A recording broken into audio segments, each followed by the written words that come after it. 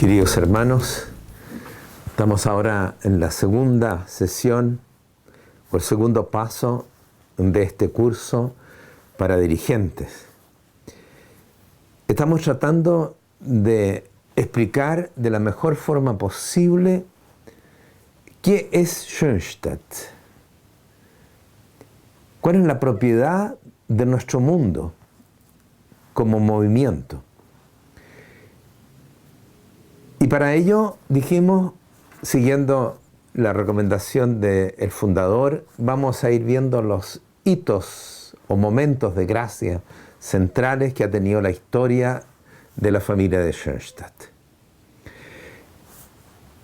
Hicimos una presentación general para enfocar el tema y ahora vamos ya más directamente a tratarlo. Estamos tratando de captar el contenido del primer hito de la familia, del 18 de octubre de 1914. Decíamos que estos hitos no son algo que surge de la nada o que de repente aparece algo, sino que tienen un antes, una hora y un después. Y eso es muy importante tenerlo claro ante nosotros. Es un desarrollo, se trata de un desarrollo orgánico de una meta que el fundador tiene ante sí y un proceso orgánico en el cual vamos viendo cómo Dios conduce al fundador a abordar la realización de esa meta. Yo quiero leerles a ustedes ahora un pequeño trozo de un ensayo que hizo el padre Kentenich, si no me equivoco, en el año 51, que se lo entregó al padre Agustín Bea, jesuita, que era en ese tiempo consultor del Santo Oficio y cercano también, queriendo ayudar a Schoenstatt en ese momento en que el padre estaba en Milwaukee. Perdón, todavía no estaba en Milwaukee, antes de eso. En Milwaukee fue el 52, o sea, poco antes. Y el padre escribe lo que llamó él las claves para entender Schoenstatt. Y al inicio dice así: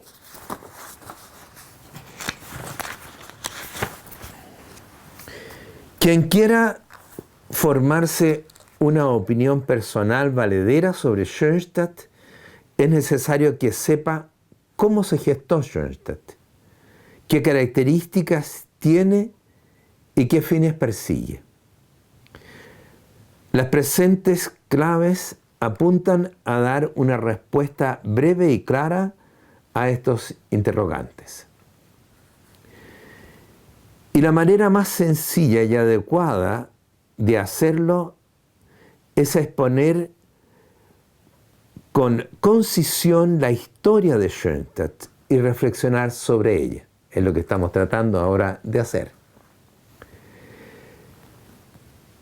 Se dice popularmente que sabiendo cómo ha surgido algo, se sabrá también entonces lo que es y lo que pretende. Para alcanzar este objetivo no basta con hacer una mera lista de hechos que interpretar, ordenar estos hechos según determinados puntos de vista. Se trata más bien se trata sobre todo de poner de relieve y seguir el desarrollo de las ideas y fuerzas motrices en el transcurso del tiempo. Es lo que estamos tratando justamente de hacer ahora. Que se han ido desarrollando creativamente. Este es el camino que recorren estos ensayos, el método que se aplica. Ideas y fuerzas motrices son las dos claves que permitirán explicar y entender qué es Schoenstatt. Este es el trasfondo de todo lo que estamos haciendo, o tratando de hacer. ¿Cuáles son las fuerzas propulsoras y cuál es la idea directriz que guió al padre Kientenich en este camino, en el desarrollo de Schoenstatt? Es un proceso, hemos dicho. No es que el padre Kientenich de pronto, casi de la nada, hubiera dicho, tenía a los jóvenes ahí, entonces yo los voy a convidar a que pidamos a la Virgen. No, no, no.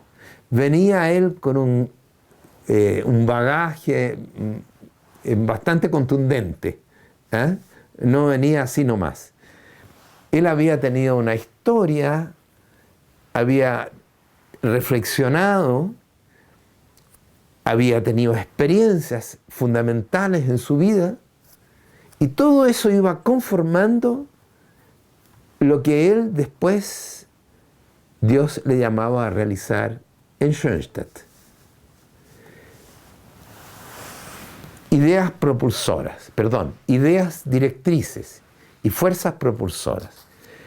¿Cuál es la idea directriz que guió la fundación de Schoenstatt?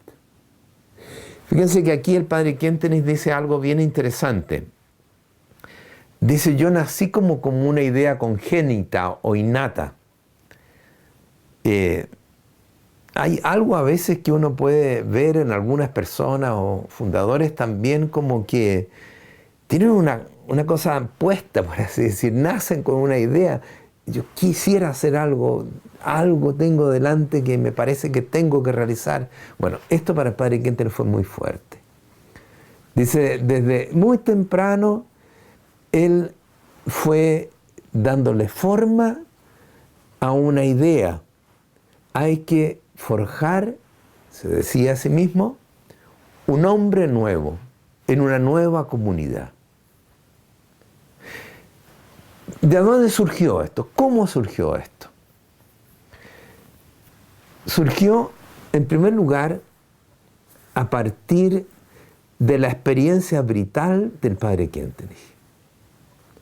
Yo creo que gran parte de lo que es Schoenstatt se explica justamente por esa primera historia de Schoenstatt en el padre Kientenich, o la historia del padre Kientenich. Y su experiencia en concreto familiar.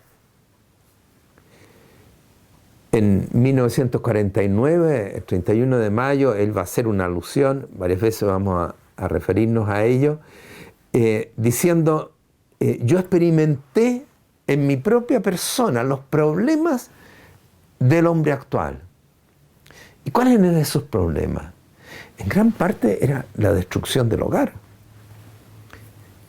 La pulverización, va a decir el padre más tarde, ¿no es cierto?, de los vínculos interpersonales, o de lo que él llamó el organismo natural y sobrenatural de vinculaciones. El padre fue un hombre sin hogar. Y ahí en ese contexto, digamos, en forma muy, muy marcante, sin padre, no tuvo una buena experiencia de padre. Mejor dicho, tuvo una muy mala experiencia de padre. El papá no lo reconoció. Más todavía cuando él tenía la inquietud sacerdotal y que necesitaba, por la realidad de ese tiempo en la iglesia, ¿no es cierto?, un hijo natural no podía entrar a una comunidad religiosa. Él vivió la primera infancia, estaban sus abuelos todavía, después solo su madre, los abuelos murieron y la madre no pudo tenerla, ella servía en diversas partes, digamos, como empleada doméstica, no podía cuidar del hijo y lo entrega, como sabemos, a un orfelinato. Eso fue muy marcante para el padre. O sea, por eso entendió también a los miles y miles de personas que hoy día no tienen hogar, o millones habría que decir. Quizás lo tengan materialmente, pero no lo tienen psicológicamente. No hay hogar, es un hombre, un vagabundo el hombre actual, un solitario. La segunda cosa que yo creo que influyó mucho en él fue una reacción también instintiva en el padre contra el sistema pedagógico de ese tiempo, contra la escuela, contra el kinder ya. en la guardería, no sé cómo se dice en otros países. ¿Se recuerdan? Hay una escena en que él se cae al pozo de agua que las casas tenían y prácticamente casi se ahoga, lo sacan inconsciente, lo tratan de reavivar y no había caso, hasta que, no sé si era una prima, yo muy buena para estas cosas concretas se me van a veces, pero creo que era una prima, una parienta, le dice, despiértate, vamos a llevarte a la escuela y tenemos un santito. Y él despierta y dice, no quiero santito ni quiero ir al colegio, no quiero ir al kinder. O sea, él instintivamente sufre una educación, una manera de educar impersonal, ¿no es cierto?, racionalista, que pasaba por encima de las aptitudes y realidades de las personas, en el cual el profesor era una especie de Dios que estaba ahí, una pedagogía de castigo, de formas, etc. Eso lo marca mucho. Y por contraste él va afinando su idea congénita. Tiene que ser un hombre que tenga hogar, un hombre que no esté en la angustia, en la nada. Tiene que ser un hombre educado de otra forma. Necesitamos otro tipo de personas, no este formalismo que existe hoy día. Eso es muy fuerte para el padre. Y otra cosa, otro de los factores que van conformando a lo largo del tiempo, ¿no es cierto?, clarificando esta idea directriz, es sus crisis juveniles, en su adolescencia, en su juventud, cuando estuvo en el orfanato, después en el noviciado, en el tiempo de seminarista. El padre sufrió múltiples crisis psicológicas que en un momento, dice él, me parecía que iba a volverme loco, digamos, que no podía más. Y es difícil determinar exactamente cuáles eran. Él da algunas pistas, sí. Dice, era una crisis de individualismo, de incomunicación, de soledad. Dice, yo no podía unir el mundo natural con el mundo de la revelación. Había desajustes, digamos, que no era capaz de dominar, no entendía cómo. Y sufrió psicológicamente y sufrió corporalmente. Padre pertenecía, como se decía, al club de los enfermos, ¿no? Porque era uno de los que más iba a la enfermería. ¿Qué le hace ver esto? Le hace descubrir poco a poco la necesidad, por contraste, ¿no es cierto?, hay que tener otra manera de pensar y de vivir. Hay que ver el mundo natural y sobrenatural en forma distinta. Y ahí la clave para él es el único, en realidad, vínculo profundo, personal, que tuvo durante todos esos años, su amor entrañable, habría que decir, casi innato. Bueno, tiene que haberlo, primero, las primeras experiencias, sus abuelos y su mamá eran muy marianos, ¿no es cierto? Había una cultura donde la Virgen estaba presente. Pero para él esto fue algo especialísimo, sobre todo a partir del momento en que el padre, la mamá lo deja en el orfanato y se lo entrega a la Virgen, le dice, ahora tienes que ser su madre, tú tienes que asumir la tarea de madre para él. Dios lo toma muy en serio y formula en ese tiempo, ¿no es cierto?, en la expresión que tiene, que conocemos, esa oración que también viene desde muy temprano, Ave Inmaculata, como la tenía en latín, Dios te salve, se me fue ahora, pero ustedes la conocen, toma mi corazón y mi alma, divertido, se me olvidó ahora, ustedes la saben.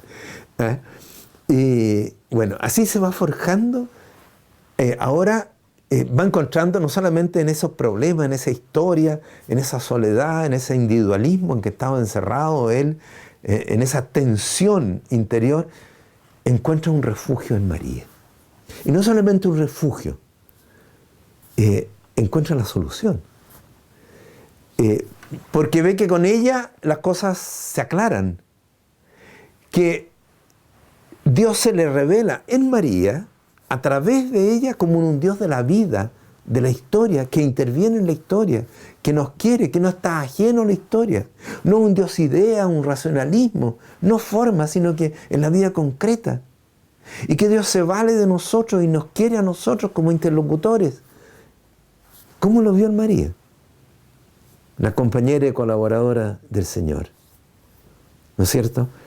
El Padre prueba todo lo negativo del tipo de hombre de nuestro tiempo y dice él, prueba también y muy profundamente el remedio, la medicina, en la Virgen, como madre verdadera y como educadora. Y eso aclara su idea directriz. Hay que crear un hombre nuevo. ¿Cómo tiene que ser ese hombre? Una de las cosas más fuertes en el Padre Kentenich, por toda la historia, dice, tiene que ser un hombre auténtico, libre, capaz de decidir por sí mismo y de realizar por sí mismo. Había sido su historia, por eso la autoformación. Decidirse él mismo. Tiene que poder nadar contra la corriente. Tiene que ser una personalidad. Y no tiene que estar amarrado simplemente a formas que no son auténticas. Y luego dice, bueno, y este hombre tiene que tener otra manera de pensar. La formula posteriormente, ¿no es cierto?, como un pensar, un amar y un vivir orgánico. Y este hombre libre que piensa, ama y vive orgánicamente es un hombre tremendamente mariano, porque en María tiene el ideal de lo que tiene que alcanzar y tiene a la vez la fuerza, ¿no es cierto?, la compañía, la gracia que nos llega a través de ella como educadora y compañera del Señor. ¿Qué más? Él va definiendo también que este hombre nuevo, arraigado, ¿no es cierto?, ahora en el corazón de María, tiene que formar una nueva comunidad. Una comunidad en que exista la experiencia de un amor verdadero, de vivir en, para y con el otro. No una comunidad, sociedad, por así decir, no un mero compañerismo, sino que una comunidad donde yo me descubro en la relación a las otras personas, al tú, y donde yo me desarrollo en relación a esas personas, donde yo soy parte de esa comunidad y esa comunidad también me abarca y me cobija a mí. Una nueva comunidad. Y por último, el Padre Kentenich dice, este hombre es y tiene que ser y está llamado a ser tremendamente apostólico.